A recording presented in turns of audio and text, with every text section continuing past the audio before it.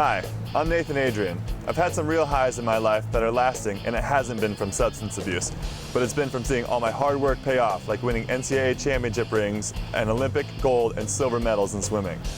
These are real treasures to be able to say I won over all the difficulties and temptations, to be able to say I won the right way. That's what I like about this young man who, like me, has set his sights on being the best he can be and not letting others derail him because of temporary pleasures. I'd like you to meet this swimmer who doesn't waver from that which brings lasting rewards. He has what we call the real winning edge. Probably some of the most troubling times I've had were my freshman year when our coaching staff left us. I was on a mission trip in New Orleans, so I wasn't around my team. So it was really troubling because I'm in a totally new city, totally new surroundings, and so that really tested me. My first sport was t-ball, and that was when I was 5 or 6, and I ended up playing all through grade school. And I was really looking forward to high school baseball, but then I wasn't really satisfied. I did pray a little bit that baseball would work out. I started noticing that I might have something with swimming, so I decided to. I really didn't want to do it at first because I really did have that love for baseball. In high school, in my first year, I joined my club team. My senior year, I won my 2 individuals in the league, and then I got second in 2 relays. And then those years, I got the most valuable swimmer my senior year. And the year before that, I got the most improved. Pete was a late starter to swimming, and we had to spend a lot of time improving his technique, smoothing him out.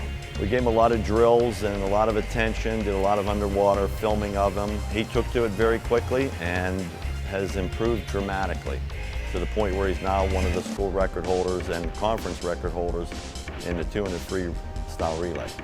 The races I train for, I do the sprint freestyle, so the 50 and the 100 free, and you really have to give everything you got to do good in it. It's just a good feeling after the race, and I think it's the most fun. For our training, what we do here is we do an afternoon practice, and then 3 days a week we'll do a morning practice. Saturday we'll either have a meet or we'll have a morning practice. So it's a lot of time in the water. Pete's a very, very quiet individual. He's more of his character is more lead by example kind of thing, where he's constantly at practice, he constantly works hard. He's very encouraging when his teammates are in the pool, and I think he displays a willingness to try as hard as he possibly can to achieve his goals, and he also supports his teammates very well that way too. But he's a leader by example. When we won conference 2 years ago, Pete scored a lot of points and did really well himself, but he made sure that everyone on the team felt included, and even those that didn't do very well knew that they were part of the winning teams. The most joyous moment in swimming, I'd have to say our freshman year winning conference, because it seemed like one of those Cinderella stories, because our coaches, my freshman year, they left us right after our training trip, so we had 2 months till our conference meet, so it was really bearing down on us, and we didn't have a coach. We were totally on our own. We set our own practices, we had the discipline, and we really had the desire to win.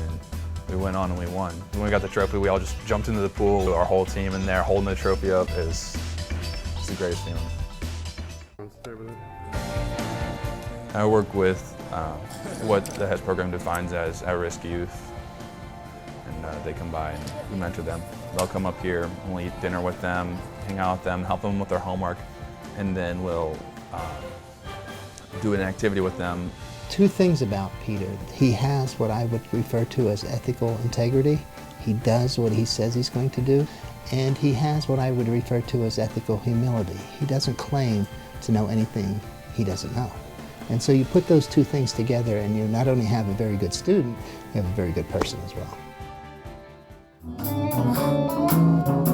One of my favorite pastimes is playing music. I've been playing guitar since I was in 7th grade. It's just so much fun creating stuff, just creating music.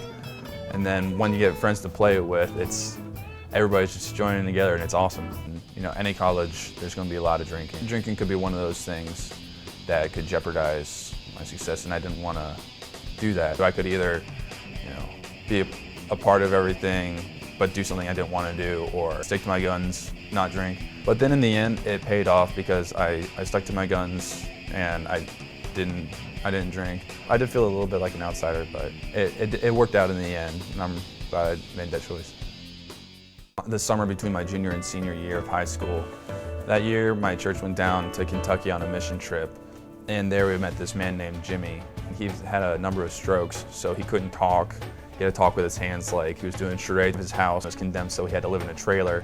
When we were sent down to his site, we were sent there to put tar in the leaks in his trailer, and then he just wanted it painted blue. When we were there, his toilet broke. He was still the happiest guy I've ever seen. And I was thinking about that, I'm like, you know, I got an Xbox, I got a TV, I got guitars, I got people to talk to, I got a house with a roof over my head that doesn't leak. To have that much, to have the stuff I did, and to be nowhere close to this man's level of happiness. And it really made me take a look at my life, and I started looking back and I started counting all my blessings and realized that I should have a lot more I should be a lot more grateful than I am, because there's so many blessings in my life. And he really helped me to see that. I really wanted baseball to work out, but sometimes God has a different way of answering your prayers. My grandma has this magnet on her fridge that says, God has 3 answers to your prayers. There's no, not yet. And I got something better in mind, and it was the 3rd one for me, and that something better in mind turned out to be swimming. My advice to young people would be the golden rule: treat others as you would yourself. I think if a lot more people lived like that, then this world would be a much nicer place. Everybody would respect each other a lot more.